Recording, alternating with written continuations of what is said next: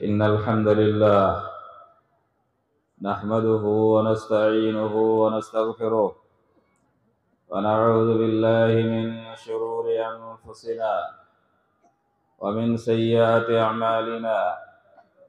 من يهده الله فلا مضل له ومن يضلل فلا هادي له، وأشهد أن لا إله إلا الله وحده لا شريك له، وأشهد أن محمدا عبده ورسوله. أما بعد، فإن خير الحديث كتاب الله، وخير الهدي هدي محمد صلى الله عليه وسلم، وشر الأمور محدثاتها، وكل محدثة بدعة، وكل بدعة ضلالة، وكل ضلالة في النار. أعوذ بالله من الشيطان الرجيم. بسم الله الرحمن الرحيم. يا أيها الذين آمنوا اتقوا الله حق تقاته ولا تموتن إلا وأنتم مسلمون. يا أيها الناس اتقوا ربكم الذي خلقكم من نفس واحدة وخلق منها زوجها وبث منهما رجالا كثيرا ونساء، واتقوا الله الذي تساءلون به والأرحام إن الله كان عليكم رقيبا।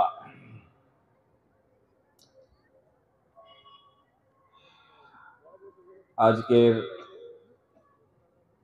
মহতি সভায়, যে সভাটি খুশবুরটোলা ভুতনি মালদা গ্রামবাসীর উদ্যোগে আয়োজিত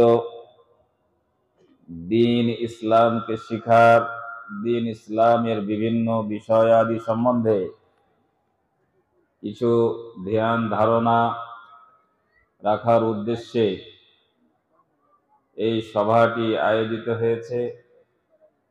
আজ 6 ফেব্রুয়ারি 2025 সালের এই মহতি সভার সুযোগ্য সভাপতি মহাশয়,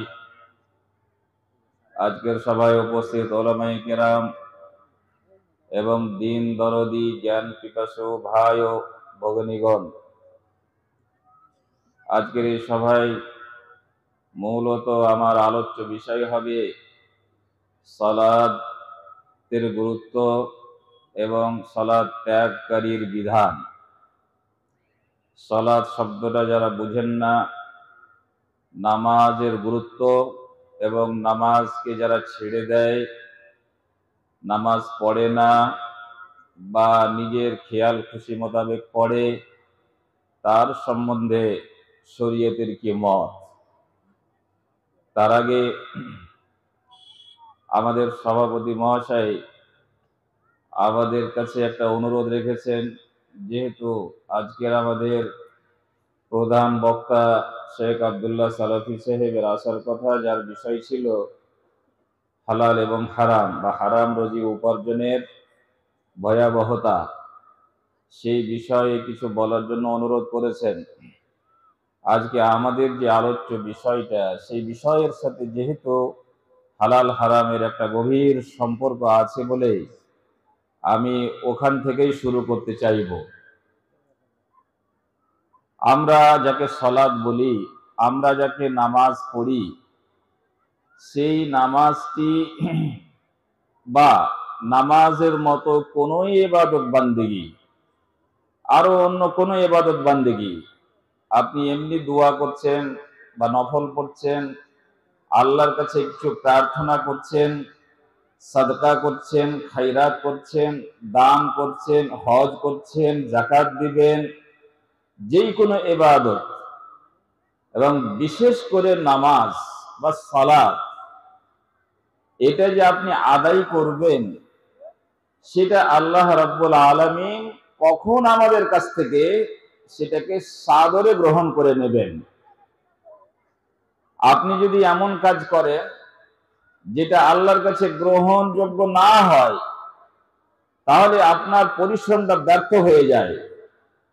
সেই জন্য আমাদের এটা জানা দরকার যে নামাজের মতো গুরুত্বপূর্ণ একটি ইবাদত বা এই ধরনের আরো গুরুত্বপূর্ণ ইবাদতগুলি আল্লাহ রাব্বুল আলামিন কখন কবুল করবেন এবং কখন কবুল করবেন না। সহিহ মুসলিমের একটি হাদিসে আল্লাহ রাব্বুল আলামিনের রাসূল বলছেন, ইন্নাল্লাহা তাইয়্যিবুন লা ইয়াকবালু ইল্লা তাইয়্যিবান, অর্থাৎ আল্লাহ তাবারক ওয়া তাআলা পূত এবং পবিত্র। আল্লাহ পবিত্র, লা ইয়াকবালু ইল্লা তাইয়্যিবান, আল্লাহ পবিত্র কোন জিনিস ছাড়া অপবিত্র জিনিসকে গ্রহণ করেন না।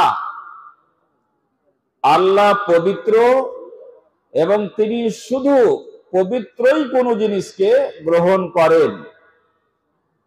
আমরা অনেক সময় অনেক জিনিসকে পছন্দ করি না, পবিত্র অপবিত্র নোংরা পরিচ্ছন্ন আমাদের ভিতরেও সে রুচিবোধটা আছে যে আমরা নোংরা কোনো জিনিসকে শট করে হাতে নিই না এবং অপরিচ্ছন্ন কোনো জিনিসকে গ্রহণ করি না।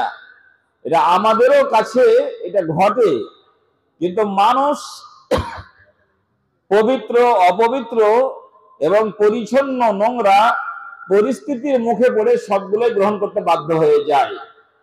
এটা মানুষের অবস্থা হলো যে মানুষ আজকাল হয় পিএইচির জল খায়, আর না হলে আর্সেনিক মুক্ত ফিল্টার পানি খায়, নাহলে আজকে গ্রামে গ্রামে শুদ্ধ জল বিক্রির বহুত কারখানা ছোট বড় খুলেছে, সেগুলো খেতে অভ্যস্ত।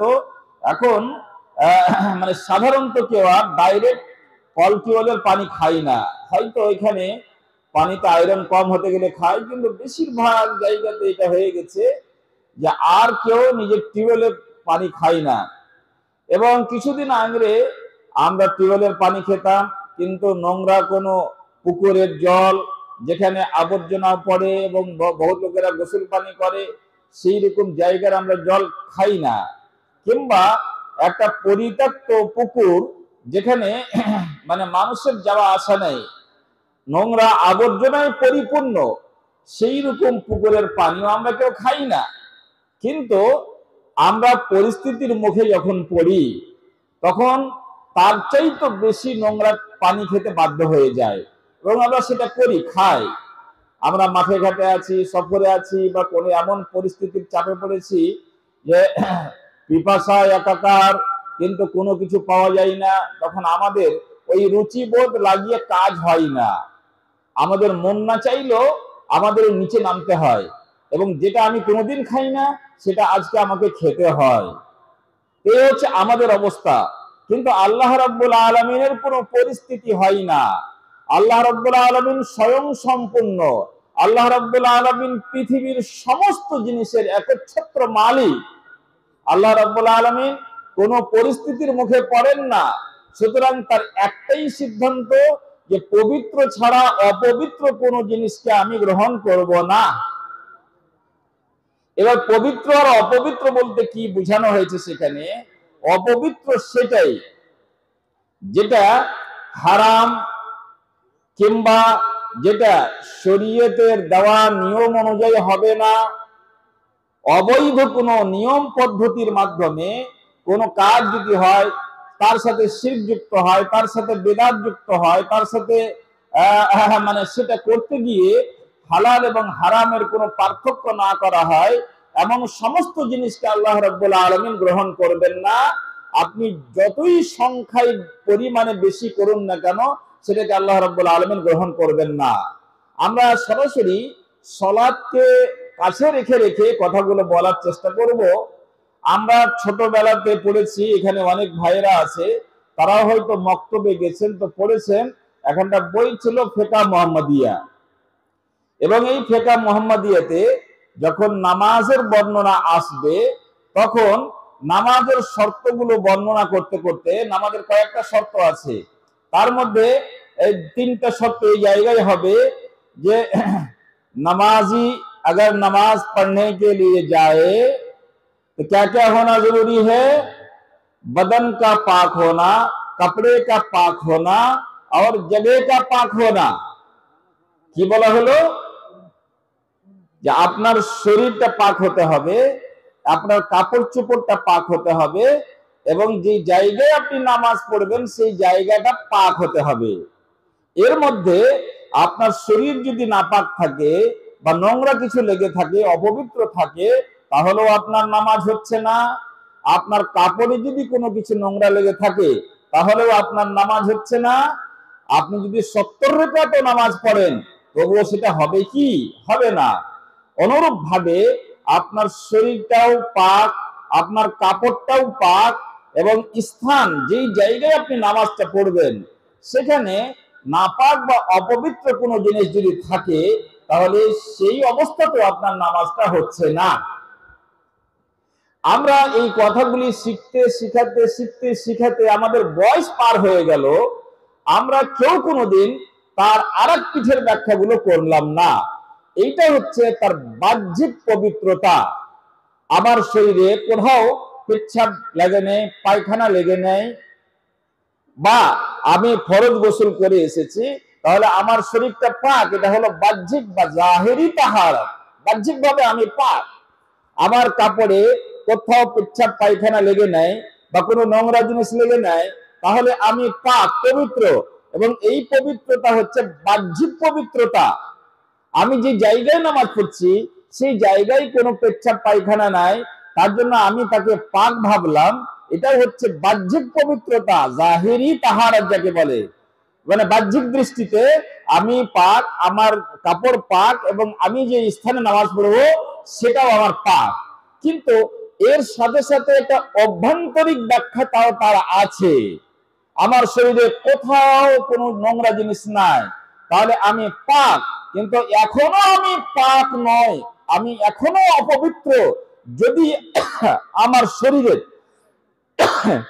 এক ফোঁটাও হারামের রুজি দিয়ে তৈরি রক্ত থাকে, এক ফোঁটাও যদি আমি কোন এমন জিনিস ভক্ষণ করেছি যেটা হারামের পয়সা দিয়ে হয়েছে, হারাম মিশ্রিত পয়সা দিয়ে আমার শরীরটা গড়ে উঠেছে, তাহলে আমার বাহ্যিক দিকটা তো পাক, কিন্তু আল্লাহর নজরে আমার হারাম ভক্ষণ করার জন্য আমার শরীরটা এখনো পবিত্র নয়। আমি যদি 4-5 ঘন্টা সাবান মেখে এসে যদি আল্লাহর সামনে দাঁড় হই, আর আমার মানে রক্তে মাংসে হারামের একটা টাকা থেকে থাকে, হারামের এক ফোঁটা রক্ত থেকে থাকে, তাহলে সহিহ মুসলিমের হাদিস অনুযায়ী এবং বিশ্বনবী জনাবে মুহাম্মদ রাসূলুল্লাহ সাল্লাল্লাহু আলাইহি ওয়াসাল্লামের স্পষ্ট বাণী অনুযায়ী আমাদের কারোর ইবাদত বندگی কবুল হবে না। তাহলে বুঝতে পারছেন হারাম আমরা কে কে খাবো বা কারা কারা খায়, একটু হিসাব কিতাব করে খাবেন। হারাম খাবেন, বুঝালেও বুঝছেন না, পার্থক্য করছেন না, বাস যেখানেই লাভ সেখানেই ঝাঁপ। যেই কোনো উপায় হোক না কেন আমি রোজি উপার্জন করতে ব্যস্ত, এবং আমি বুঝতে পারছি, আমি জানতে পারছি যে এর ভিতরে অনেকগুলি মানে জিনিস অবৈধভাবে আমার মানে পুঁজিতে সামিল হয়েছে, এবং সেই টাকা দিয়ে, সেই পয়সা দিয়ে আমি চাল কিনছি, ডাল কিনছি, মাংস কিনছি, তরকারি কিনছি, এমনকি মানে পানি পর্যন্ত সেই টাকা দিয়ে কিনছি, এবং সেই টাকা দিয়ে আমার শরীর এবং দেহ লালন পালন করছি। সেই দেহ নিয়ে আল্লাহর সামনে আমি দাঁড় হয়ে গেছি নামাজ পড়ার জন্য। আল্লাহ রাব্বুল আলামিন আমাদের নামাজ কবুল করবেন না।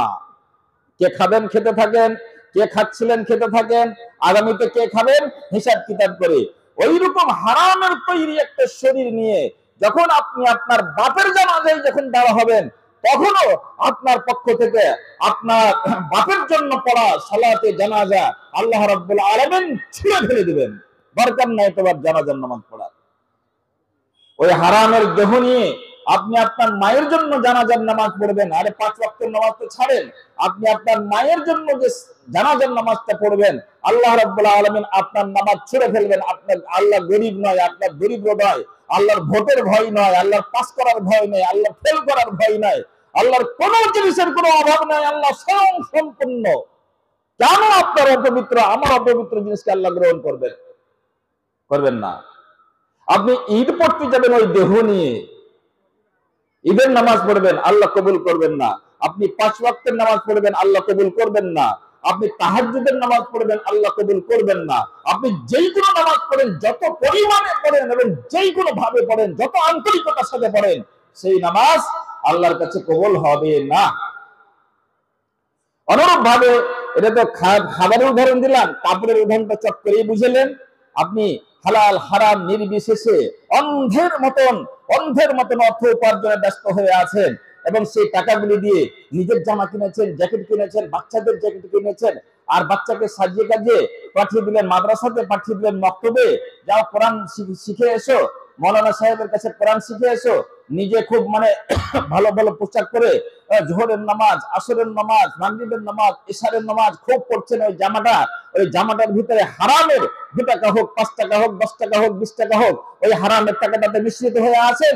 মনে রাখবেন আপনার এই পোশাকে যাতে 2-4টি টাকাও হারামের আছে, বরং 1টি টাকাও যদি হারামের থেকে থাকে, তাহলে আপনার সারা জীবনের ইবাদত বান্দেগী যতই পরিমাণে সুন্দর হোক না কেন এবং বেশি হোক না কেন, আল্লাহ রাব্বুল আলামিন তার এক অংশ, এক বিন্দু পরিমাণ কবুল করবেন না।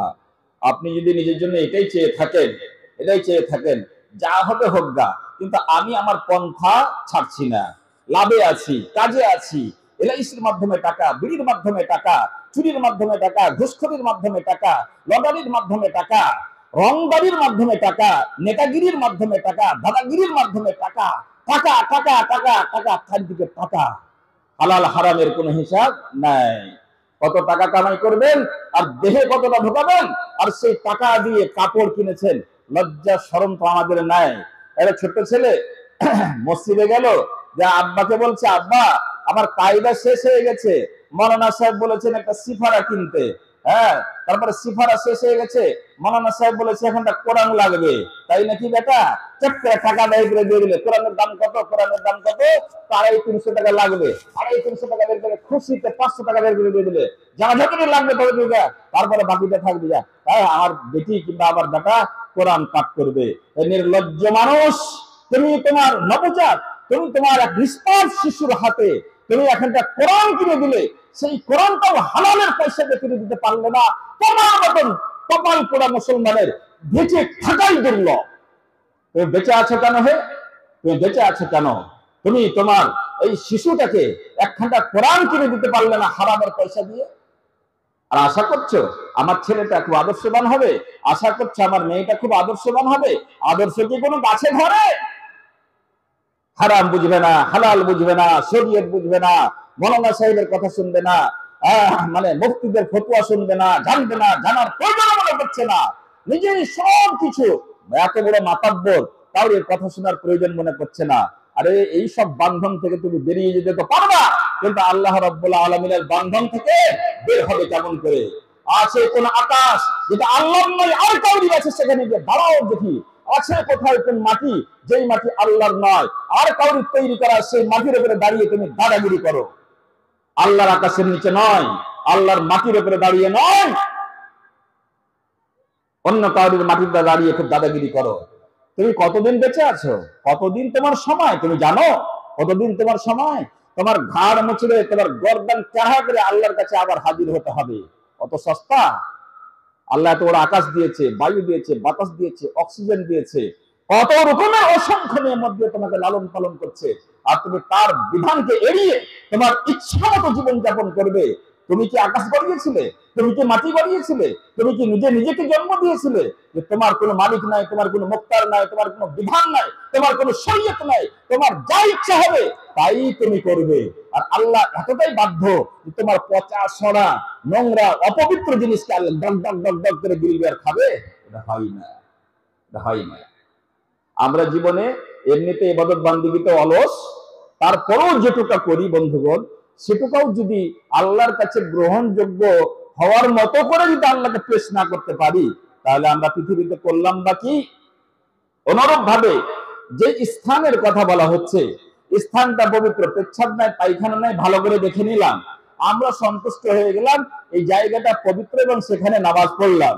নামাজ কোথায় কোথায় পড়ে মানুষ? সাধারণত মসজিদে পড়ে, আর না হলে যদি অসুস্থতার কারণে কিংবা লেট সেট হয়ে যাওয়ার কারণে মানুষ বাড়িতে পড়ে। দুটা জায়গা সাধারণত মানুষের নামাজ পড়ার জায়গা হয়। তাহলে বাড়িটা যেটা আপনি বসত বাড়ি হিসেবে ব্যবহার করছেন, সেই বসত বাড়িতে আপনার পড়োশির সাথে ঝগড়া, 14 বার আমিন আসছে, আপনার দিকে আল চাচ্ছে, কিন্তু আপনি খুঁটা তুলছেন না। 14 বার আমিন আসছে, আপনাকে বুঝিয়ে দেওয়া হচ্ছে এখানে তুমি এক হাত চেপে আছে ভাই, সরিয়ে নাও, আর সরিয়ে নিব, আমিন চলে গেল, তুমি কোন ডাটা সরাবে, সরাক দেখি। এইভাবে আপনি একদিকটা 4 আঙ্গুল 6 আঙ্গুল 1 ফিট 2 ফিট চেপে আছেন। আপনার এই বসত বাড়ির পুরো জায়গাটা আপনার আচরণের কারণে, একটা হারাম বসত বাড়িতে আপনি বাস করছেন। আপনি অপরের জমি এক হাত চেপে আছেন। আপনার দিঘি বাড়ি, বসত বাড়ি, সেই বাড়িতে বাড়ি করে আপনি আপনার বউ বাচ্চাকে নিয়ে ঘুমিয়ে আছেন, আর মসজিদে যেতে পারেননি, অসুস্থ আছেন, তার জন্য বাড়িতে সিজদা ঠকছেন। এই হারাম বসত বাড়িতে আপনি যদি সারা দিন সারা রাত সিজদায় পড়ে থাকেন, আপনার নামাজ কবুল হবে না, হবে না। আপনাকে গ্রামের লোক এসে বুঝাচ্ছে যে আপনার জমির পরিমাণ তো ঠিকই আছে, তাহলে বাকিটা তুমি আধা এক হাত চেপে আছো কেন? কিন্তু কাউরির কথা সে শুনছে না। এই মর্মে রাসূলুল্লাহ সাল্লাল্লাহু আলাইহি ওয়াসাল্লাম অনেক কথা বলে রেখেছেন যে এক বিত্তা কাউরির জমিন হড়প করবে, চেপে খাবে, তাকে আল্লাহ রাব্বুল আলামিন তাওবাকাহুল্লাহ, আল্লাহ তাআলা তার মানে গলায় মানে 70টা জমিন বা 70টা ওই জমির পরিমাণ তার গলায় আল্লাহ রাব্বুল আলামিন বেঁধে কিয়ামতের দিন উঠাবেন। আপনার বাড়ি পবিত্র হয়ে গেছে, আপনার জানা হয়ে গেছে, আপনি শিওর কনফার্ম যে আমি যে জায়গায় নামাজটা আদায় করছি সেই জায়গাটা বৈধ কিনা, বৈধ কিনা। বলেন গোটায় বসত বাড়ি তো আমারই, একটু নেই চাইটা আছে, একটু কেন চেপে থাকবে, একটু কেন চেপে থাকবে? আপনার এক বালতি 1 গ্রাম পানিতে 1 ফোঁটা 2 ফোঁটা পেচ্ছাপ যদি পড়ে যায়, আপনি যে খাবেন এই যুক্তিতে 1 গ্রাম পানিতে 1 ফোঁটা পেচ্ছাপ পড়েছে, তাতে কি হলো? আমরা খেয়ে দিব, করবো, খাবেন নাকি? খাবেন না। বন্ধুগণ, বড় পরিতাপের বিষয়, অনেক মসজিদও এইভাবে বিবাদে জড়িয়ে আছে। অনেক মসজিদের জমি নিয়ে অনেক রকমের ফাকরা, ভেজাল, আর অনেক রকমের কাগজপত্র বা নিয়ম মাফিক যেটা তার মানে স্ট্যাটাস হওয়া উচিত, সেই স্ট্যাটাস কিন্তু সেখানে নাই। এবং আরেকটা দিক হচ্ছে, মসজিদ আল্লাহর ঘর, এবং এই মসজিদটি নির্মাণ হবে যেহেতু ইবাদত বান্দিগির জায়গা, একদম পরিষ্কার পরিচ্ছন্ন হালালের পয়সা দিয়ে সেই মসজিদটা নির্মিত হবে। তাহলে সেটা একটা পবিত্র স্থান, যেখানে আপনি নামাজ পড়বেন, আল্লাহ রাব্বুল আলামিন এই নামাজটাকে কবুল করবেন। কিন্তু এরকম কি হয় না? মসজিদের নামে জালসা, মসজিদ কিনতে হবে, লিস্ট হচ্ছে বড় বড় হারাম খপ্পির লিস্ট আগে হচ্ছে, এর কাছে এত টাকা নিতে হবে, অত টাকা দিয়ে যে কোনোদিন মসজিদে পা দেয় না, আর প্রকাশ্যভাবে হারামে জড়িয়ে আছে, তার লিস্ট হচ্ছে। এই জন্য সে টাকা পয়সাওয়ালা। এটা ঠিকাদার, এটা নেতা, ওইটা মাথা, ওইটা মাস্টার, ওইটা হেডমাস্টার, ওইটা মৌলানা সাহেব, অমুক ধমক, যাদের হালাল হারাম নিয়ে মানুষের সচরাচর জানা আছে, তার বাড়িতে কতটি হারাম টাকা ঢুকে, এইরকম মানুষের লিস্ট গুলো আগে হয়। আর যদি যদি কোনো মানে জুয়ারিও যদি টাকা পাঠিয়ে দেয় সেই দিন জালসাতে, আমার মতো কোনো বক্তা বসে আছে, জুয়ারি, পাক্কা জুয়ারি, যদি দিল্লি থেকে টাকা পাঠিয়ে দেয় 50,000 টাকা, আরে সব কাজ কাম ছেড়ে দিয়ে মারো হাত উঠাও, নারে তাকবীর, আর একদম জান্নাতে ঢুকিয়ে রেখে দাও।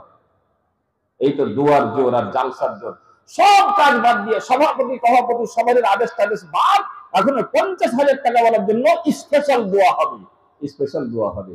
আপনি একবারও জিজ্ঞেস করবেন না সেই লোকটার টাকাটা কেমন, সেই লোকটার টাকাটা দেওয়া উচিত না উচিত নয়, সেই লোকটার টাকাটা নিয়ে আমরা কি করতে যাচ্ছি, মসজিদ নির্মাণ করতে যাচ্ছি, সেই জিনিসটা তো পবিত্র। অপবিত্র জিনিস দিয়ে পবিত্র গৃহ কি করে নির্মাণ হয়? এইভাবে আমাদের চলতি সমাজের অনেক মানুষ হারাম ব্যবসায় যুক্ত, প্রকাশ্য হারাম ব্যবসায় যুক্ত। আমি সবাইকে আঘাত করতে চাই না, আমি সবার উপরে শুভ ধারণা রাখি, কিন্তু কিছু মানুষ আছে মার্খা মারা, ও জেনে শুনে প্রকাশ্য হারাম খায়। সেই সব লোকের টাকা আপনি কি করে নেন? আপনার বুকে কলেজে সাহস তো নাই যে না ভাই তুমি ভালো না মন্দ আমার দেখার নাই, কিন্তু আমরা একটা মসজিদ করতে বসেছি, তোমার এই হারাম টাকাটা আমরা নিতে পারবো না, এই কথাটা বলার তো আমাদের সাহস নাই। ওরে বাপরে, ও যদি গালে দাড়ি টাড়ি না থাকে তো চুমা চেটা গাল খাঁটা শেষ করে দিবে। খালি 1.5 লাখ টাকার একটা চেক দিয়ে দেওয়া যায়, গোটায় গ্রামবাসী তার চুমা চারটা করে তার গাল ঘন্টাকে পাতলা করে দিত। এই হচ্ছে আমাদের পরিস্থিতি। তাহলে আমি উদাহরণের সাহায্য নিয়ে একটু বুঝাতে চাইছি, আমাদের মসজিদেও হারামের অনেক দরজা খুলে গেছে, হারাম যুক্ত হয়ে যাচ্ছে আমাদের জানতে কিংবা অজান্তে। সেই রকম মসজিদে আমাদের নামাজ হচ্ছে না, হয় না, আমরা অচেতন, আমরা স্লিপিং মোডে ঘুমাচ্ছি, কোনো চিন্তা নাই, কোনো চিন্তা নাই আমাদের মসজিদটা কিভাবে নির্মাণ হলো, কোনো চিন্তা নেই।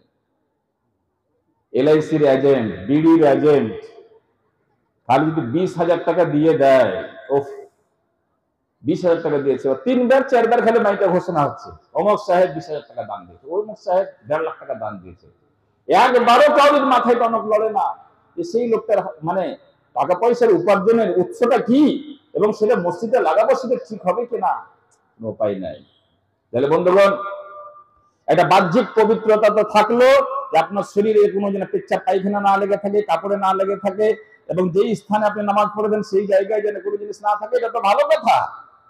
এটা ছোট একটা ব্যাখ্যা, ছোট একটা ব্যাপার।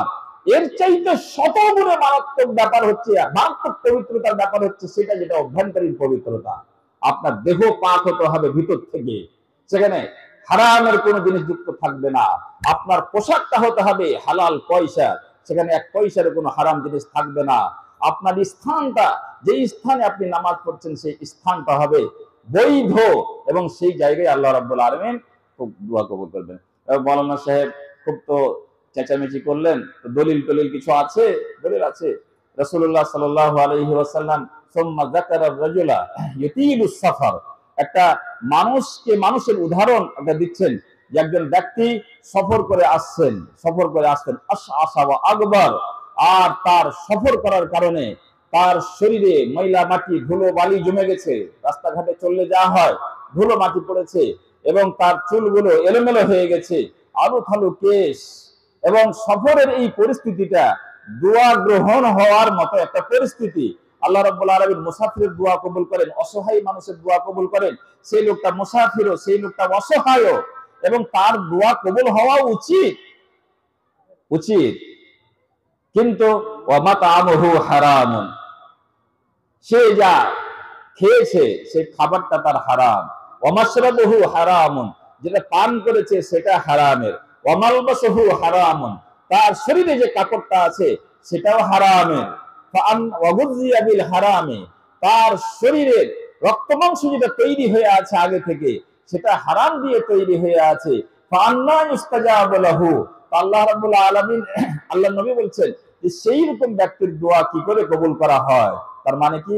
কবুল হবে না। তুমি যত বড় মুসাফির হও আর যত বড় অসহায় হও না কেন, তোমার দোয়া কবুল হবে না যদি তোমার এই অবস্থা হয়। তোমার খাবার, তোমার পানি, তোমার কাপড়, তোমার চোপড়, তোমার শরীর, এই সব জিনিস নিয়ে আল্লাহ রাব্বুল আলামিনের কাছে যুগ যুগ ধরে কাঁদতে গেলেও আল্লাহ রাব্বুল আলামিন কর্ণপাত করবেন না। তাহলে সহিহ মুসলিমের হাদিস বুঝে গেছেন যে দোয়া কবুল হবে না। দোয়া কবুল হবে না, দোয়াই হচ্ছে ইবাদত। আপনার দোয়াই যখন কবুল হবে না, তো নামাজ তো বড় কথা, নামাজ কি করে কবুল হবে?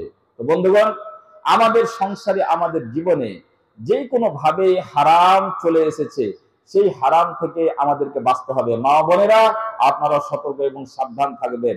আপনাদের স্বামীরাকে বাধা দিবেন, স্বামী যারা তারা স্ত্রীদেরকে সেই সুপথ দেখাবেন, এবং একটা পরিষ্কার পরিচ্ছন্ন জীবন যাপন করতে শিখুন। আপনি পবিত্র থাকবেন, আপনি বৈধ উপায়ে একটা সংসার গড়ে তুলবেন, তাতে শান্তি কত হবে, বরকত কত হবে, ইহকাল এবং পরকালে আপনি ধন্য হবেন। এই চিন্তা রেখে এগিয়ে যান, ইনশাআল্লাহ তাআলা আপনি একটা আলাদা সুখ আপনি অনুভব করতে পারবেন, এবং আপনার জীবন একটা সুন্দর দিশায় এগিয়ে যাবে। এবার আসুন আমরা আমাদের আসল বিষয়ে ফিরে আসি। আমাদের বিষয় কি ছিল ভাই? সালাতের গুরুত্ব বা নামাজের গুরুত্ব এবং সালাত ত্যাগকারীর বিধান। আমরা এই আলোচনা গুলোকে ছোট ছোট পয়েন্টে ভাগ করে আস্তে আস্তে এগিয়ে যাই। আমরা সর্বপ্রথম জানবো যে সালাত শব্দটার অর্থ কি, তার আভিধানিক অর্থটা কি। তারপরে জানবো এই সালাতের পারিভাষিক অর্থ কি। শরীয়ত যখন সালাত বলে কোনো জিনিসকে আমাদের বোঝাতে চেয়েছেন, তখন তার অর্থ কি। তারপরে আমাদের আলোচনা থাকবে আজকের আলোচনার পরিধি কি, মানে কত ধরনের সালাত নিয়ে আলোচনা হবে? শুধু 5 ওয়াক্তের নামাজ নিয়ে আলোচনা হবে। তারপরে 4 নম্বর পয়েন্ট হবে যে সালাতের তাৎপর্য, এই সালাতটা কি জিনিস, কেন আমরা আদায় করি। 5 নম্বর আলোচনা হবে সালাতের বিধান এবং তার পর্যায়ক্রম, ছোট্ট একটা হিস্ট্রি, ছোট্ট একটা ইতিহাস, নামাজ কিভাবে ফরজ হলো এবং কোথায় এসে দাঁড়ালো। তারপরে 6 নম্বর আলোচনা হবে সালাতের গুরুত্ব, সালাত কেন একটা গুরুত্বপূর্ণ ইবাদত। তারপরে 7 নম্বর আলোচনা আমাদের হবে সালাত ত্যাগকারীর বিধান, যারা নামাজ পড়ে না, যারা নামাজের ধারে কাছে যায় না, তাদের সম্বন্ধে কোরআন এবং হাদিস কি বলে, এবং আমাদের ওলামা আইম্মা, আমাদের ইসলামী মনীষীগণেরা কি মতামত পেশ করেছেন। তারপরে 8 নম্বর হবে, 8 নম্বর ওটাই যে আইম্মা ফোকাহায়ে কেরামদের মতে এটা কি হবে। তারপরে সময় বাঁচলে যদি নামাজ ত্যাগকারী কাফের হয়, তাহলে কাফের হতে গেলে আমাদের জীবনে তার কি কি প্রভাব পড়বে, কোন কোন জায়গায় তার প্রভাব পড়বে এবং সেটাকে কিভাবে সংশোধন করতে হবে।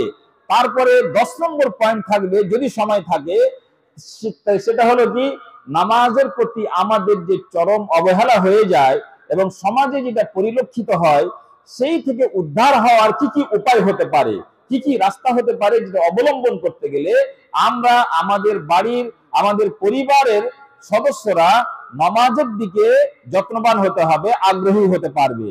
তো ওমা তৌফিকি ইল্লা বিল্লাহ। এবার আমরা আসি আমাদের প্রথম জায়গায়। সালাত শব্দটা আরবি ভাষায় যখন ব্যবহার হয়েছে তখন এইভাবে ব্যবহার হয় সাল্লা ইউসাল্লি, সাল্লা ইউসাল্লি।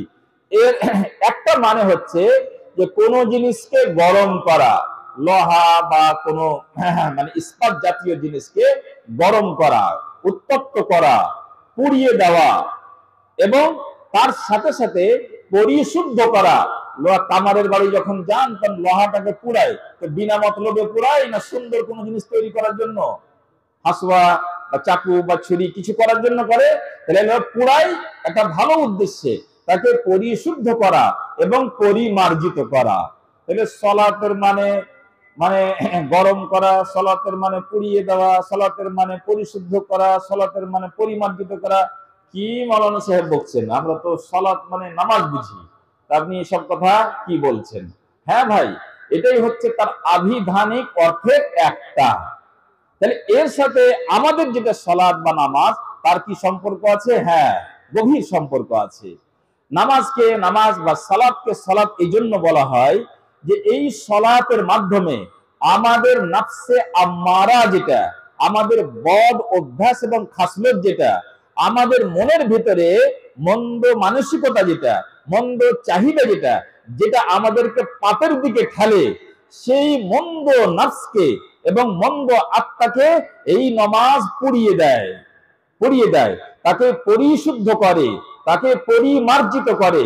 যেমন একটা জং লাগা লোহাকে পুড়িয়ে দেওয়ার মাধ্যমে নতুন কোনো অস্ত্র শস্ত্র তৈরি করা যায়, তেমনি আমাদের জোহর থেকে নিয়ে আসর পর্যন্ত আমাদের মনোমানসিকতায় যে জং লেগেছে, এই সময়ের মধ্যে আমাদের চিন্তাধারার ভিতরে যে মানে পাপাচারের ধ্যান ধারণা জেগে উঠেছে, সেটা আসরের সময় মসজিদে গেলে এই নামাজ তাকে পুড়িয়ে ছাড়খাড় করে দেয়, তাকে পরিশুদ্ধ এবং পরিমার্জিত করে দেয়। বুঝতে পারা যাচ্ছে ভাই? একটু হ্যাঁ হ্যাঁ করবেন, না হলে আবার রিপিট করবো। বুঝতে পারা যাচ্ছে? নামাজের আবিধানিক অর্থ উত্তপ্ত করা, জ্বালিয়ে দেওয়া, পুড়িয়ে দেওয়া। দ্বিতীয় অর্থের জায়গায় কয়েক রকম অর্থ আছে। দ্বিতীয় অর্থ হচ্ছে দোয়া করা। সালাত মানে দোয়া করা, সালাত মানে বদদোয়া করা। সাল্লার সাথে যখন প্রিপজিশন আলা আসবে তখন বদদোয়া করা, বা আলা প্রিপজিশন বা আলা যুক্ত হয়ে যখন ব্যবহার হবে তখন জানাজার নামাজ পড়া। এবং সাল্লা ইউসাল্লির সাথে বা প্রিপজিশন যদি লাগে, বা যুক্ত হয়ে যদি হয়, সাল্লা বিন নাস যেমন হয়, সাল্লা বিন নাস, তখন নামাজ পড়ানো মানে ইমামতি করার অর্থে মানে হয়। তাহলে এই সব আলোচনাতে মূল যেটা অর্থ সেটা হচ্ছে দোয়া করা, আল্লাহর কাছে কোনো জিনিস প্রার্থনা করা। এবং এই শব্দটা যদি আল্লাহর ক্ষেত্রে ব্যবহার হয়, আল্লাহ যেন সালাত আদায় করছেন, এরকম যদি অর্থ হয়, তাহলে তখন হবে দয়া করা, করুণা করা, মাগফিরাত করা এবং শান্তির ধারা বর্ষিত করা, এটা আল্লাহর জন্য। যদি এই শব্দটা আমরা আল্লাহর জন্য ব্যবহার করি তখন দয়া করা, আর আমাদের জন্য যদি ব্যবহার করি তো দয়ার ভিক্ষা কামনা করা, প্রার্থনা করা, আল্লাহর কাছে কিছু চাওয়া। আমরা চাইবো আর আল্লাহ দিবেন, আল্লাহ দিবেন। তাহলে চাওয়া আর পাওয়া আর দেওয়া সবই অর্থ এর মধ্যে আছে। কি চাওয়া আর কি পাওয়া? দয়া, মাগফিরাত, ক্ষমা, শান্তি, এগুলা চাওয়া আর এগুলা দেওয়া। এটার মানে হচ্ছে সালাত। বুঝতে পারা গেছে? ইন্নাল্লাহ ওয়া মালাইকাতাহু ইউসাল্লুনা আলান নবী, আল্লাহ তাআলা এবং তার ফেরেশতারা নবীর উপরে সালাত পড়েন। নবীর উপরে সালাত পড়েন, তো কি মতলব, কি মানে হলো? নবীর সামনে এসে রুকু সাজদা করে না, আল্লাহর নবীর উপরে শান্তির ধারা বর্ষিত করেন, আল্লাহর নবীর প্রতি দয়া করেন, আল্লাহর নবীর প্রতি মাগফিরাত উজাড় করে দেন। এটা হচ্ছে তার মানে। তাহলে সালাতের আবিধানিক অর্থের এটা হচ্ছে দ্বিতীয় অর্থ। তাহলে এবার বুঝতে পারা যাচ্ছে এই অর্থের সাথে সালাতের, আমাদের যেটা সালাত, তার কি সম্পর্ক আছে। আমরা যখনই সালাত আদায় করতে যাই বা নামাজ পড়তে যাই, দুর্ভাগ্য আমাদের যে আমরা আরবি ভাষা জানি না, জানতে চাই না, জানি না, তার জন্য দুঃখও নাই, এই জন্য কিছুই বুঝতে পারি না, কিছুই বুঝতে পারি না যে সালাতের যে প্রক্রিয়াগুলো আছে এবং যে পর্বগুলো আছে, আর শুরুই হয়েছে ওযু থেকে, তখন থেকেই শুরু হয়েছে বিসমিল্লাহ, আল্লাহর জিকির করলাম। তারপর যখন শুরু হলো আল্লাহুম্মা জাআলনি মিনাত তাওয়াবিন ওয়া জাআলনি মিনাল মুতাতাহহিরিন, আল্লাহ আমাকে পাক করো, পবিত্র করো, পরিচ্ছন্ন করো, সবটা চাইতেই আছে আল্লাহর কাছে। তারপরে মসজিদে ঢুকলাম, তখনও দোয়া করছি আল্লাহুম্মা ফতাহলি আবওয়াবা রাহমাতিক, আল্লাহ তুমি রহমতের দরজা আমার জন্য খুলে দাও। তারপরে আল্লাহু আকবার বলে নামাজ পড়ব, প্রথম থেকে শেষ পর্যন্ত দুয়াই দোয়া, দুয়াই দোয়া, দুয়াই দোয়া। কিন্তু এই দোয়াটা আমি বুঝবো তখন যখন আমি আরবি ভাষাটা বুঝবো, ওই দোয়ার ভিতরে যে শব্দগুলো আছে সেই শব্দগুলোর অর্থ বুঝবো, তাহলে তো মানবো যে না দোয়া না কি এটা, রুহি না কাতলা না ট্যাংরা না পুঁঠি, আমি বুঝবোই করে। বাপের কালে মাছি দেখিনি, তাহলে কি করে বুঝবো এখন হঠাৎ করে যেটা শৈল না বইল না কি, এটা বুঝবো কি করে? পরিতাপের বিষয়। আরবি জানি না, জানতেও চাই না, না জানলে কোনো দুঃখ নাই, বেদনা নাই। ভালোই তো আছে যারা আরবি শিখে তারা ফকির, বস্তা ঘাড়ে ঘাড়ে ঘাড়ে ঘুরে বেড়ায়, তারা ফকির। বাহ, ক্রেডিট নিয়ে নিলাম, ছুট্টি। তাহলে সালাতটা যে পরিপূর্ণ একটা দোয়ার প্রসেস এবং দোয়ার প্রক্রিয়া, সেটা আমার জানাই হলো না। জানাই হলো না তো চাওয়া কেমন করে হবে? আর চাওয়াই হলো না তো আমি পাবো বা কেমন করে? সব আমাদের বাকি থেকে গেল, ডিউ, সব ডিউ থেকে গেল। এমন একটা কাজ করছি আমরা, এমন একটা লেবারিং করছি, এমন একটা পরিশ্রম করছি, যার পারিশ্রমিক পাচ্ছি কিনা সেটাও আমরা জানি না। যাই হোক, এই জন্য সালাতকে সালাত বলে যে আমরা এখানে আল্লাহর কাছে একাধিক জিনিসের অনুরোধ, একাধিক জিনিসের প্রার্থনা আল্লাহর সামনে রাখি এবং সেটা কামনা করি। এবার তাহলে সালাতের পারিভাষিক অর্থ কি? যখনই সালাত বলা হবে তখন শরীয়তের ভাষায় আমি কি বুঝবো? তাহলে সালাত হচ্ছে, উলামায়ে কেরামেরা বহু ধরনের শব্দ, বহু ধরনের বিভিন্ন বিভিন্ন ভাষা ভঙ্গিমা ব্যবহার করেছে। আমি সরল সহজ ভাবে তার সার সংক্ষেপটা বর্ণনা করছি। সেটা হলো কি, রুকু এবং সাজদা বিশিষ্ট এক বিশেষ ইবাদত। রুকু এবং সাজদা বিশিষ্ট এক বিশেষ ইবাদত, যা বিশেষ সময়ের মধ্যে বিশেষ পদ্ধতিতে পালন করা হয় এবং যা শুরু হয় তাকবীর দিয়ে, আল্লাহু আকবার দিয়ে যেটা শুরু হয়, এবং যেটা সমাপ্তি ঘটে তাসলিম দিয়ে, অর্থাৎ আসসালামু আলাইকুম ওয়া রাহমাতুল্লাহি ওয়া বারাকাতুহু, এই কথা বলে যেটা শেষ করা হয়। এবং এটা আমাদের উপরে দিনে 5 বার ফরজ করা আছে। এই সালাত বলতে এই সালাতকে বুঝতে হবে। যখনই আমি সালাত পড়লাম না, সালাত আদায় করলাম না, তার বিধান কি, শাস্তি কি, তখন আমি কোন নামাজ বুঝবো, কোন সালাত বুঝবো? এই সালাত যার মধ্যে রুকু থাকবে, যার মধ্যে সাজদা থাকবে, এবং যাকে ইবাদত মনে করে আল্লাহর সন্তুষ্টি অর্জনের জন্য হবে, এবং যার শুরু হবে আল্লাহু আকবার দিয়ে এবং মধ্যখানে অনেক দোয়া এবং জিকির আজকার থাকবে, এবং যার শেষ হবে তাসলিম দিয়ে, আসসালামু আলাইকুম ওয়া রাহমাতুল্লাহি ওয়া বারাকাতুহু, এই শব্দ দিয়ে। আচ্ছা, আজকের আলোচনার পরিধি তাহলে হচ্ছে শুধু 5 ওয়াক্তের নামাজ। এখানে সালাতুত তাসবিহ নিয়ে আলোচনা হবে না, সুন্নাত নিয়ে আলোচনা হবে না, তারাবি নিয়ে আলোচনা হবে না, অন্য কোনো নামাজ নিয়ে আলোচনা হবে না। 4 নম্বর হচ্ছে যে সলাতের তাৎপর্য, এই সলাতটা কেন বা কেন বা শরীয়তের এক অঙ্গ হিসেবে আল্লাহ রাব্বুল আলামিন রেখেছেন। আসলে সলাতের তাৎপর্য হচ্ছে যে মহান আল্লাহ রাব্বুল আলামিনের পক্ষ থেকে আমাদের মতো দুর্বল অসহায় প্রাণীদের জন্য এক বিরাট বড় উপহার, একটা সুবর্ণ সুযোগ যে আপনি আল্লাহর সাথে নির্জনে নির্বিঘ্নে নির্দ্বিধায় কথা বলবেন।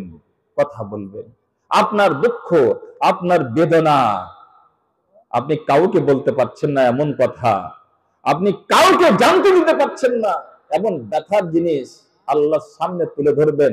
তার সুবর্ণ সুযোগ, একটা মিটিং ক্যাবিনেট, একটা মিটিং হল, একটা মিটিং এর মতন পরিবেশ, একটা কনফারেন্সিং সিস্টেম, যাতে আপনি আল্লাহ রাব্বুল আলামিনের সামনে দাঁড়িয়ে সবকিছু মন খুলে বলতে পারবেন।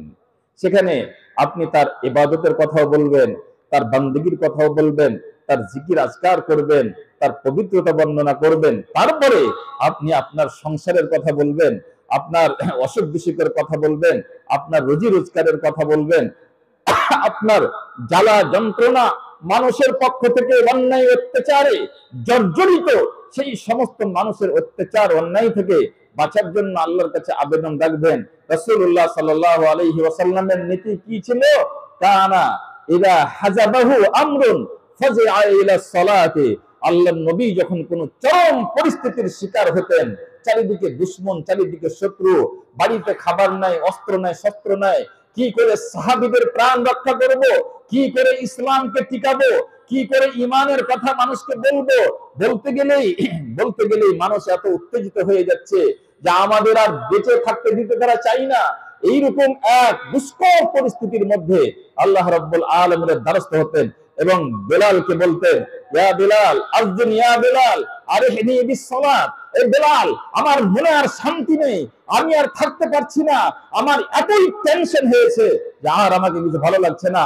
বেলাল, তুমি আজান দাও, আমার আজান নামাজের ব্যবস্থা করে দাও, আর আমি নামাজের মাধ্যমে একটু শান্তি অর্জন করি, একটু তৃপ্তি লাভ করি। তাহলে নামাজ হচ্ছে আমাদের বিশেষ আল্লাহর সাথে ফুসফুস করে মনের কথা বলার জন্য। এই জন্যই বন্ধুগণ, এই জন্যই রাসূলুল্লাহ সাল্লাল্লাহু আলাইহি ওয়াসাল্লামের মাধ্যম দিয়ে আল্লাহ সূত্রার ব্যবস্থা করেছেন। আমার এই নির্জনের নির্বিঘ্নের বান্দার সাথে আমি কথা বলছি, কেউ সামনে যেন না আসে, কেউ ডিস্টার্ব যেন না করে, এই জন্য সূত্রার ব্যবস্থা করা হয়েছে, কেউ যেন না আসে। এবং রাসূলুল্লাহ সাল্লাল্লাহু আলাইহি ওয়াসাল্লাম কথা বলেছেন, তোমার সামনে দিয়ে কোনো মানুষ যদি অতিক্রম করার চেষ্টা করে, তুমি তাকে থামো, তুমি তাকে বাধা দাও। সে ফাইন আবা ফালিয়াকাতিলহু, সে যদি অস্বীকার করে, অগ্রাহ্য করে, তাহলে তুমি শক্তি প্রয়োগ করো এবং তার সাথে লড়াই করো। নামাজের সময় কথা বলা নিষেধ, নামাজের সময় নড়চড়া করা নিষেধ, নামাজের সময় অতিরিক্ত কোনো কাজে ব্যস্ত হওয়া নিষেধ।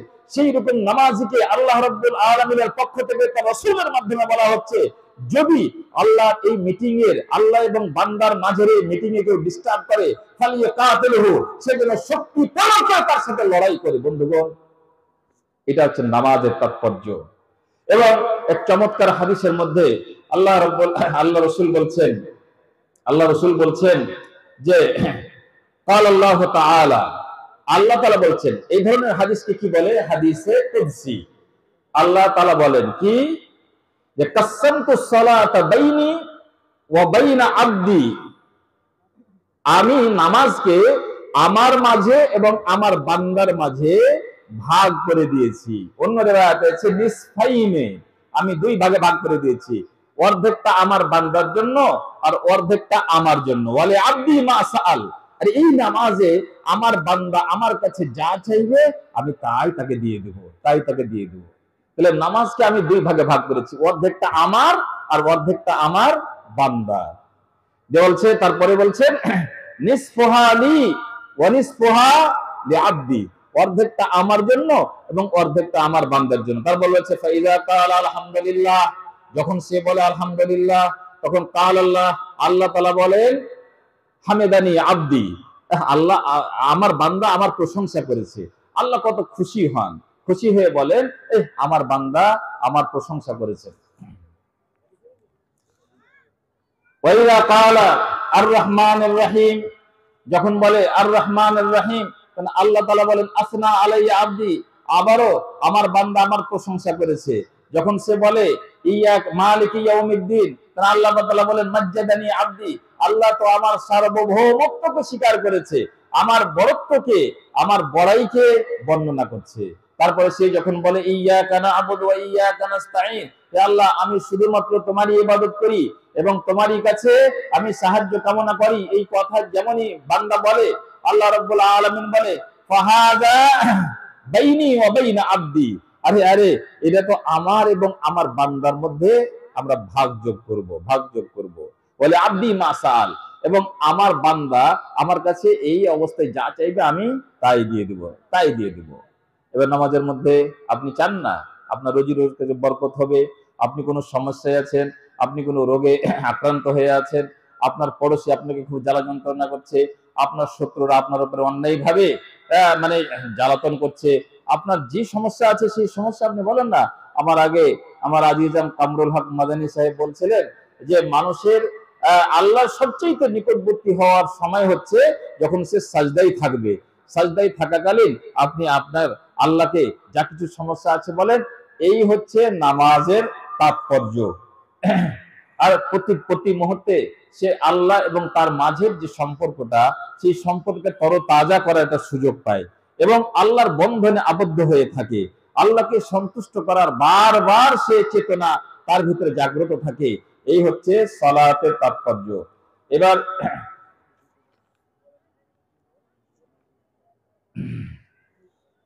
এখানে এটা স্লিপ এসেছে যাতে প্রশ্ন উত্তর পর্ব চালু করতে বলা হচ্ছে।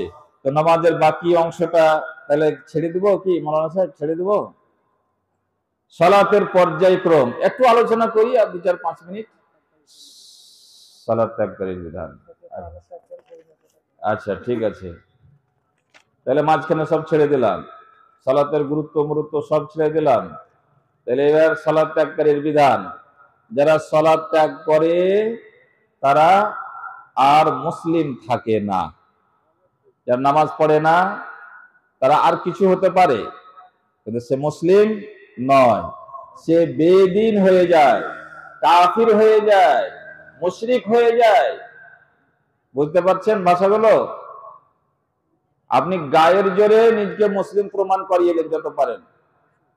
আর সমাজের ইমাম সাহেব মৌলভী সাহেবেরা তো বেশিরভাগ দুর্বলই হয়, খালি তুমি বলি দেখো যে আমি কাফের, তোমার থতনা চুরিয়ে দেবো, খালি বলি দেখো যে কাফের, গোটা বছরে কোনোদিন মসজিদে পা দিবে না।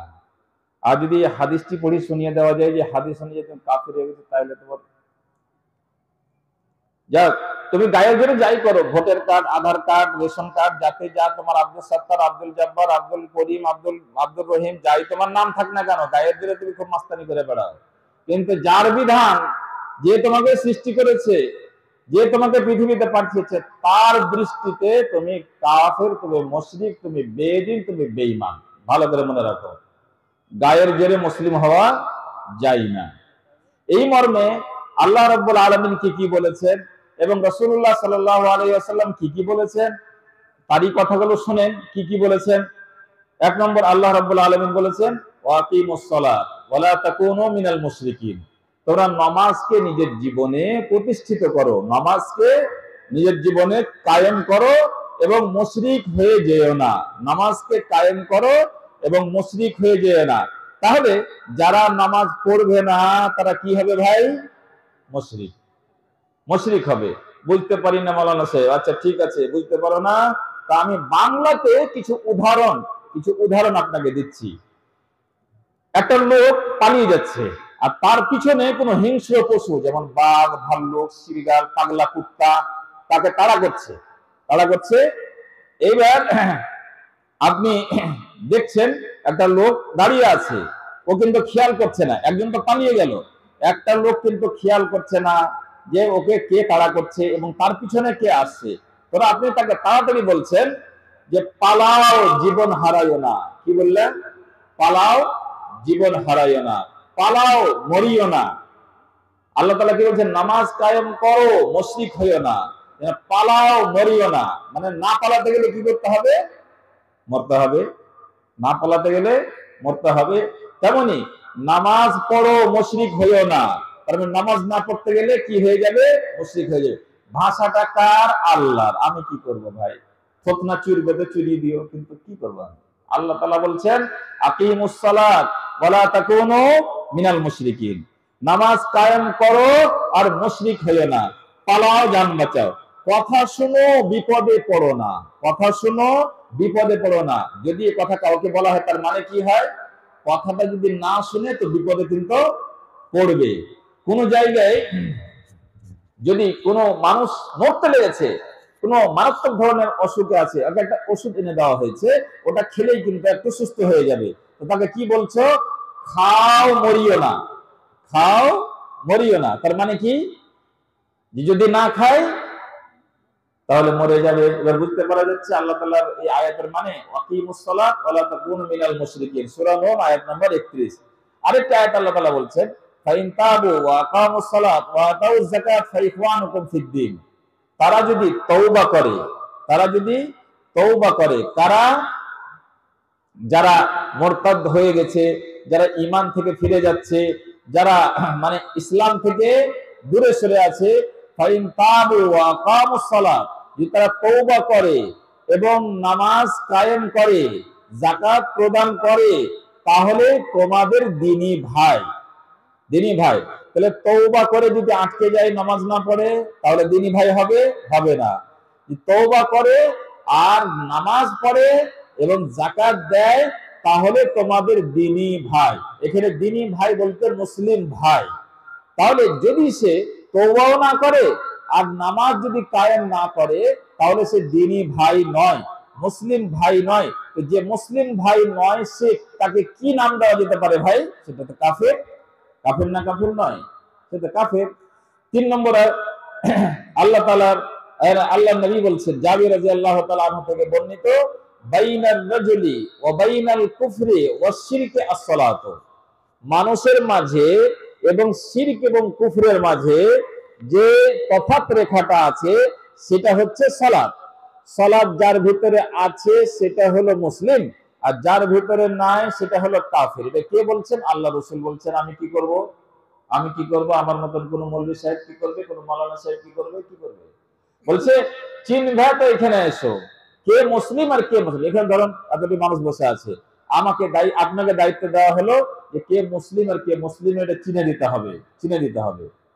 ঠিক আছে, 2 দিন সময় দেওয়া হলো, জোহরের আজান হলো, আসরের আজান হলো, ফজরের আজান হলো, তাহলে খাতা কলম নিয়ে বসতে হবে।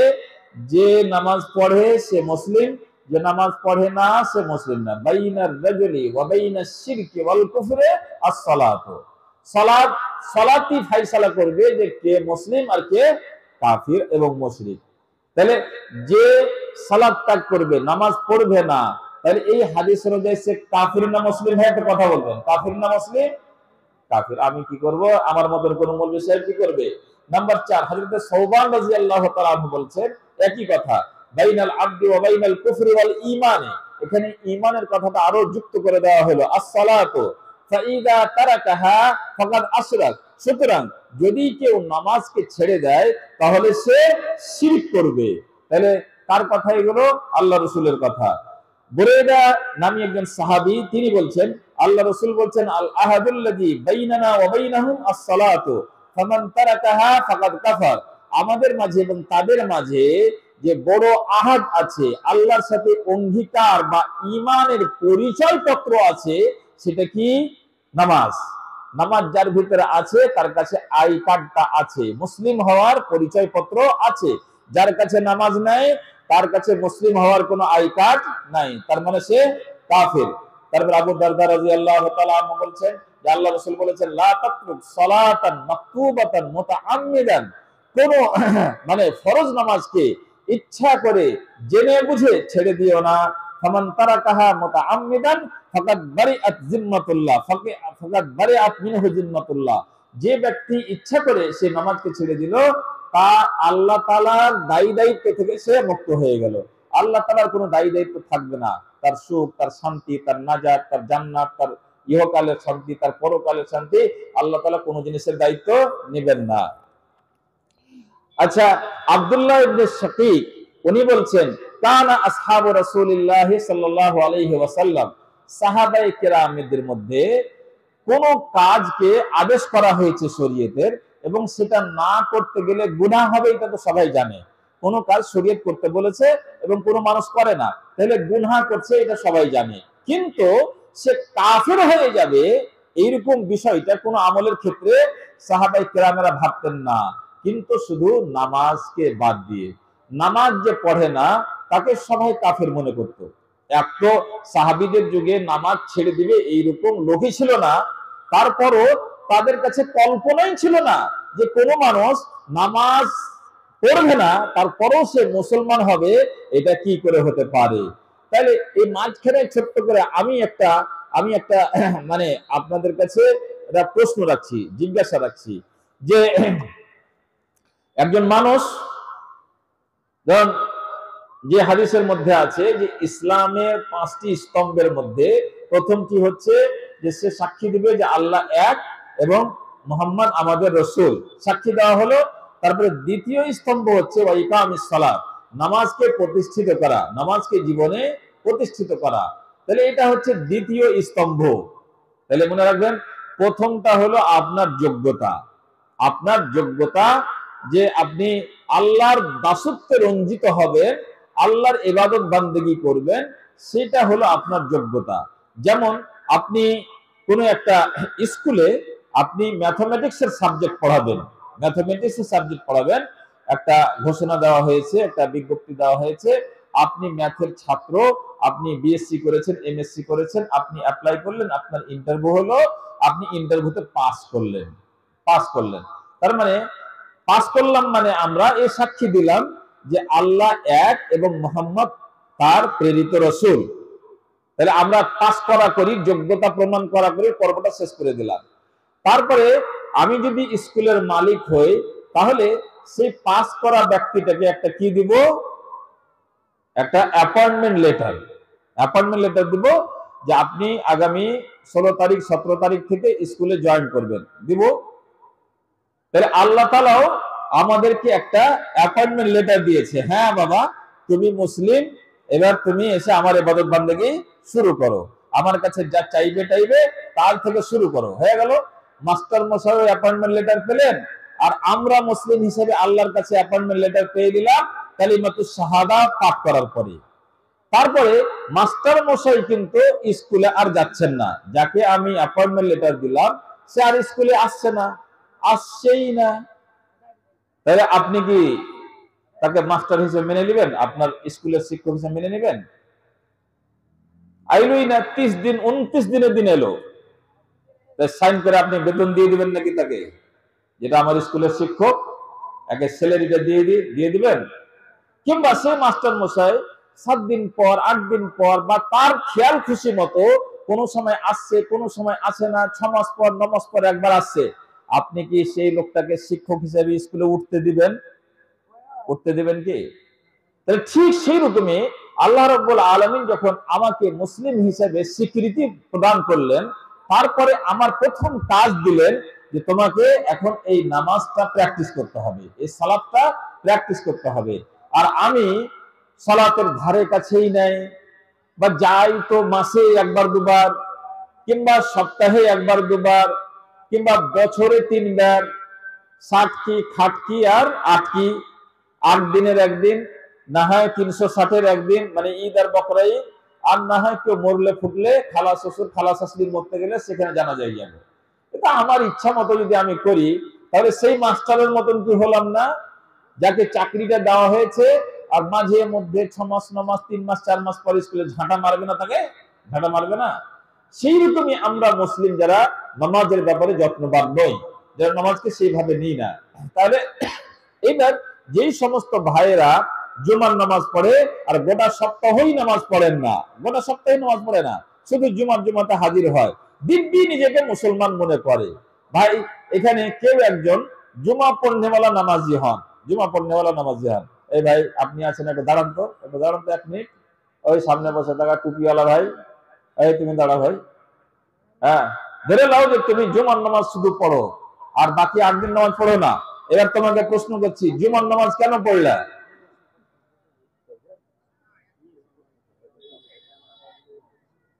জুমার নামাজ পড়তে তুমি কেন এসেছিলে?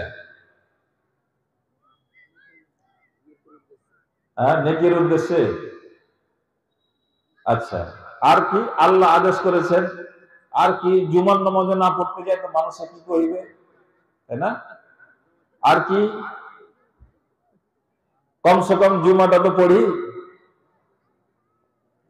আর কি জুমার নামাজ না পড়তে গেলে বাদ পড়ে যাব মুসলমান থেকে, এটি না উত্তর? বসে বসে। এই ভাই যদি রোজকার নামাজি হয় তাহলে তো বিপদ। মৌলানা সাহেব, যাই হোক, আমরা যারা জুমার নামাজ শুধু পড়ে তারাকে যদি জিজ্ঞেস করি তো এই কথাগুলি বলবে, আল্লাহ আদেশ করেছেন সেই করি। তাহলে আল্লাহ আদেশ করেছেন জুমার দিনের জুমার নামাজ পড়তে, আর ওই জুমার দিনেরই ফজরের নামাজটা, জুমার দিনেরই আসরের নামাজটা কি নাউজুবিল্লাহ আল্লাহর ভাতিজা আদেশ করেছে? না ওটা আল্লাহ আদেশ করেছেন? জি। শনিবারের নামাজটা আল্লাহ আদেশ করেছেন না আর কেউ আদেশ করেছেন? হ্যাঁ, মানুষে কি কহিবে, ইসলাম থেকে বাদ পড়ে যাব। হ্যাঁ, মানে নেকির উদ্দেশ্যে এই যে উত্তরগুলো আমরা দিলাম, এটা জুমার জন্য, জুমার দিনের ফজরের জন্য, শনিবারের দিনের ফজরের আল্লাহ আর কেউ নাকি, মঙ্গলবারের দিনের আল্লাহ আর কেউ নাকি, বুধবারের আল্লাহ আর কেউ নাকি, না ওইটাই আল্লাহ? তো এটা অ্যাক্টিং না ফ্যাশন, না আল্লাহকে ফাঁকি দেওয়া, না কি? এটা যে জুমার দিনে নামাজ পড়তে চলে এলাম আর সেদিনই আসর আর আসবো না, সেই দিনই মাগরিব আর আসবো না, সেই দিন ফজর আর আসবো না, আর ঠিক 7 দিন পরে আবার 11:30টার সময় মসজিদে যাব। এটা আল্লাহর বিধান না তোমার তৈরি করা বিধান? কার তৈরি করা বিধান? নিজের তৈরি করা বিধান। তো নিজের তৈরি করা বিধান দিয়ে আপনি নিজেকে গায়েব দিয়ে মুসলমান হতে হবে? মানে হাইনঠা মুখে করে অভ্যাস তো, হাইনঠা দেশে খালি ভোট ভাট আর পার্টি মিছিল করে যেখানে সেখানে হুড়া গুত্তা মারো, একটু খালি শক্তি থাকলে হয়। এই শক্তি কাকে দেখাচ্ছেন? আল্লাহকে? নাউজুবিল্লাহি মিন যালিক। মনে রাখবেন, ব্রেন সাফ করে এলেন, কেরোসিন টেরোসিন দিয়ে ধুয়ে মুছে পরিষ্কার করে এলেন, আপনি ওয়াকারণে নামাজ পড়বেন না। আপনি আর কিছু হতে পারেন কিন্তু মুসলমান হতে পারেন না। যদি মুসলমান থাকতে চান, মুসলমান হয়ে মরতে চান, মুসলমান হয়ে কবরে ফেরেশতার সামনে উত্তর দিতে চান, মুসলমান হয়ে যদি হাসরের ময়দানে মুসলিমদের সাথে উঠতে চান, তাহলে নামাজ এর প্রতি যত্নবান হতে হবে। আমরা বিগত জীবনে যা করেছি, আমাদের মেয়ে ছেলেরা, আমাদের সন্তান সন্ততিরা যা করেছে, ভুল ভ্রান্তি করে সবাই তওবা করো এবং নামাজের প্রতি যত্নবান হন। একটা হাদিসের কথা না বলে হয় না। আল্লাহ রাসূল বলছেন, ইন্না আউওয়ালা মা ইউহাসাবু বিহিল আবদু ইয়াউমাল কিয়ামা আস-সালাতু। কিয়ামতের দিন আমলের ব্যাপারে সর্বপ্রথম প্রশ্ন, সর্বপ্রথম হিসাব যেটা হবে সেটা কিসের হবে? নামাজ সম্বন্ধে হবে। আর অপরাধের জগতে সর্বপ্রথম প্রশ্ন হবে খুন কে করেছে, খুনের সম্বন্ধে সর্বপ্রথম জিজ্ঞাসাবাদ হবে। কিন্তু আমল আর ইবাদত বান্দেগীর ক্ষেত্রে সর্বপ্রথম জিজ্ঞাসা করা হবে যে তুমি নামাজ পড়েছিলে না পড়োনি। তার আগে যে শব্দটা আছে সেটা খুব ধ্যান দিয়ে শুনবেন। ফাইন কবিলাত কবিলা মিনহু সাইরু আমালিহি। যদি নামাজের উত্তরটা আপনি ঠিক করে দিতে পারেন, নামাজটা যদি আল্লাহর কাছে গ্রহণযোগ্য হয়ে যায়, তাহলে বাকি আমলের খাতাটা খোলা হবে। বাকি আমলের আরো 4-5খানা রেজিস্টার আছে, ওই খাতাগুলো খোলা হবে। আর নামাজে যদি আপনি ফেল হয়ে গেলেন, ফেল কেমন করে?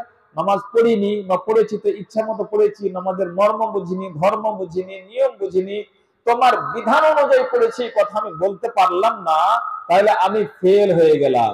তাহলে ফেল যদি হয়ে যায়, তা আরো 10টা-20টা যে খাতা আছে আমার জীবনের নেকির, সে খাতাগুলি খোলাই হবে না। ফাইন কবিলাত, যদি নামাজটা গ্রহণযোগ্য হয়, তাহলে কবিলা সাইরু আমালিহি, তাহলে বাকি আরো অবশিষ্ট আমলগুলো আল্লাহর কাছে গ্রহণযোগ্য হবে।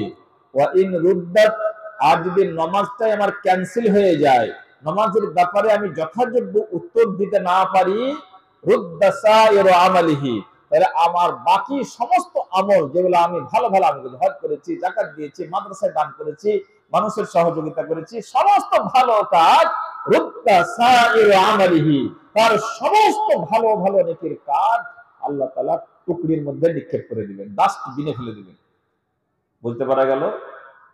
তাহলে মূল হচ্ছে আমার আমলের জগতে মানে নামাজ। নামাজ যদি আমার ঠিকঠাক থাকে তাহলে অন্য জিনিস ঠিকঠাক থাকবে, আর নামাজ যদি ঠিক না থাকে তাহলে।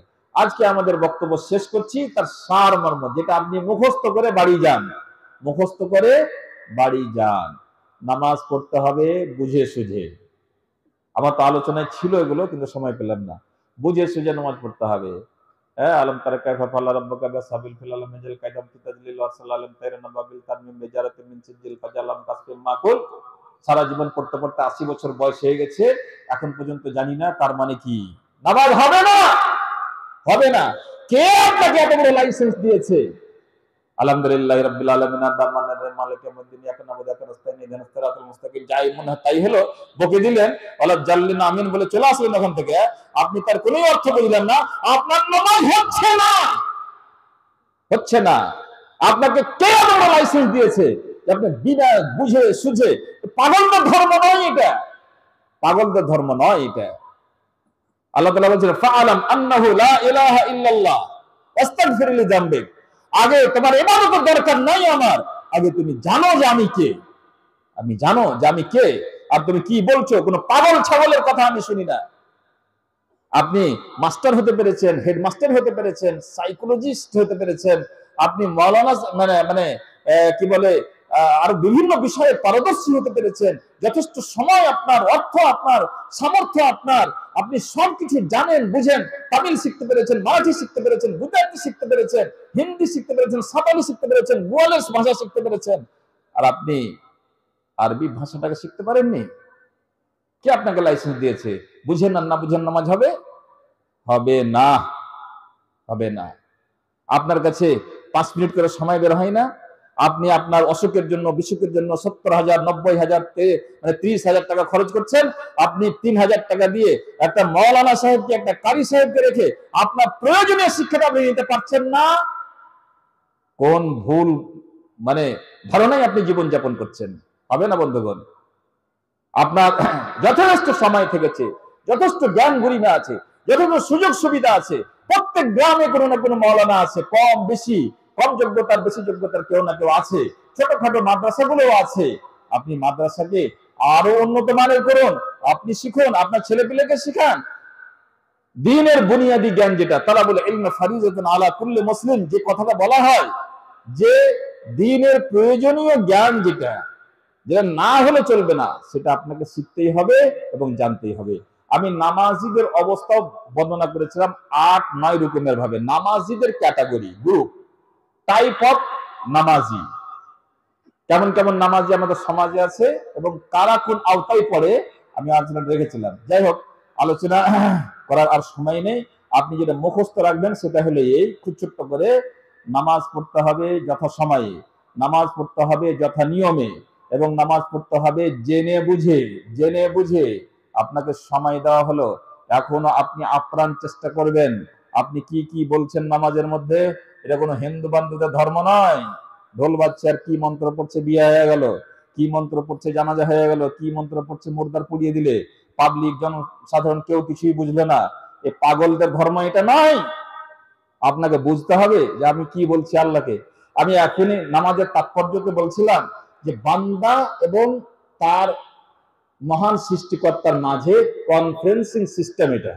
আপনি মনের কথা বলবেন, আরে আপনি বোবা, আপনি পাগল, আপনি মানে কিছুই বুঝেন না, আল্লাহকে কি বলবেন সেটাও জানেন না। কি করতে গেছেন? কি করতে গেছেন? আর সারা জীবন যা করলেন, খালি ওই সরকারি দোয়াটাতেই ব্যস্ত ছিলেন। ইমাম সাহেব হাত তুলে দিবে, সবাই আমিন আমিন কে ছুটি, মানে এটা করে করে চর্বি লেগে গেছে, চর্বি লেগে গেছে।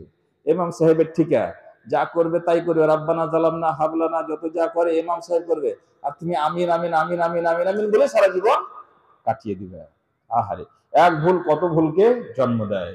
এক বেদাত মানুষকে কতটা পিছিয়ে দিয়েছে, একটা বেদাত সমাজে মানুষকে কতটা পিছাতে পারে আপনি ধারণা করতে পেরেছেন? কতটা পিছাতে পারে? কোনোদিন আমার দরকার মনে করেনি যে এই দোয়াটার মানে কি, ওই দোয়াটার মানে কি। আমি আরে কমসে কম আল্লাহর কাছে কি চাইছি সেটাও যদি আমি না বলি। আপনি মহাজনের কাছে গেছেন টাকা ধার করতে, মহাজনের কাছে যে চুপচাপ দাঁড়িয়ে আছেন, কিছুই বলছেন না, মহাজন আপনাকে টাকা দিয়ে দিবে নাকি? টাকা দিয়ে দিবে? আপনি যদি বুঝাতে না পারেন যে আমার স্ত্রী অসুস্থ, কি ছেলে অসুস্থ, কি আমি টাকা পাই না, তো আপনি আমাকে 1,000 টাকা ধার দেন কিংবা দান করেন, এটা কথা যদি আপনি না বুঝাতে পারেন ওকে, তাহলে আপনাকে এমনি ধার দিয়ে দিবে? দিবে না। যাই হোক, বুঝে সুঝে নামাজ পড়তে হবে। আর নামাজ যদি আপনার জীবন থেকে গেছে তাহলে আপনিও গেছেন। নামাজ যদি আপনার জীবনে গেছে তাহলে আপনিও গেছেন, আপনার কোনো দাম নেই আল্লাহর কাছে, আপনার কোনো 1 পয়সার কোনো মূল্য নেই। আপনি আল্লাহর নজরে একজন কাফের, অবাধ্য এক বান্দা। আপনার পরিণাম হারুনের সাথে হবে না, কারুনের সাথে হবে, হামানের সাথে হবে, মুসলমানদের সাথে হবে না বন্ধুগণ। এবং নামাজ ছাড়তে ছাড়তে ছাড়তে ছাড়তে এই কথা যেন মনে থাকে, এই কথা যেন মনে থাকে, আপনাকে মরতে হবে এবং কবরে হাসরের দিন আপনি প্রথম হিসাবের সম্মুখীন যে কারণে হবেন। প্রথম কথা তো আপনি মুসলমানদের সাথে উঠতেই পাবেন না, আর দ্বিতীয় কথা হলো যদি উঠতে পান তাহলে সর্বপ্রথম হিসাব প্রশ্ন চালু হবে কি দিয়ে? নামাজ দিয়ে। নামাজের প্রশ্নে আপনি পাস করতে পারলে বাকি আপনাকে কিছু জিজ্ঞাসা করা হবে, আর না তো সেখান থেকেই বন্ধ। যদি আপনি না পারেন তাহলে সব খাতা খতিয়ান বন্ধ, এই চল হারামজাদা, তুই তোর ওইখানে ঠিকানা আছে, তোর ওখানে ঠিকানা আছে। আর নামাজটা যদি আমরা বুঝিয়ে দিতে পারি আল্লাহকে কোনো রকমের, তাহলে আমার অন্যান্য কাজগুলো, অন্যান্য গুনাহ খাতাগুলো ক্ষমা করবে, আল্লাহ দয়া করবেন, দিয়ে আমরা জান্নাতে যাব। যাক, আল্লাহর কাছে দোয়া করি, আল্লাহ গো, নামাজের ব্যাপারে আমাদের যে ত্রুটি বিচ্যুতি এবং অবহেলা হয়েছে, আল্লাহ সেগুলি আমাদের বুঝার তৌফিক দান করো এবং আমাদের ক্ষমা করো। আমরা অনেকেই সারা জীবন ধরে নামাজের প্রতি গাফিলতি অবহেলার শিকার হয়ে থেকেছি। আল্লাহ তুমি আমাদের সকলকে ক্ষমা করো এবং আগামী মুহূর্ত থেকে আল্লাহ তুমি আমাদের সকলকে পাক্কা সাচ্চা নামাজি বানিয়ে দাও। নামাজের শিক্ষায় সুশিক্ষিত করো, নামাজের দিশায় আমাদের চালিত করো এবং নামাজের ভিতরে যে মাধুর্য আছে, নামাজের ভিতরে যে গভীর গভীর এক মানে সম্পদ লুকিয়ে আছে, গভীর এক মানে সফলতা লুকিয়ে আছে, সেই সফলতায় আমাদের সাফল্য মণ্ডিত করো।